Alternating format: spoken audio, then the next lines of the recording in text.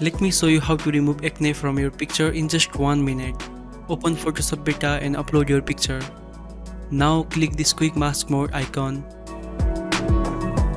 Select brush tool and pick the dark gray color.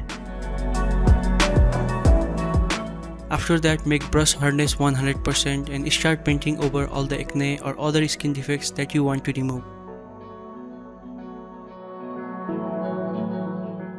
And then release the quick mask mode.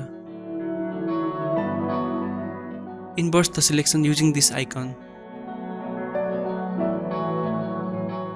Click Generative Fill, type soft skin and hit generate. And there you go. You will get 4 variations of the image. Choose whatever you like. You can generate again and again if you don't like the result. And this is how you can remove acne in just 1 minute. I hope you learned something new today. Thank you so much for watching and I will see you in the next video.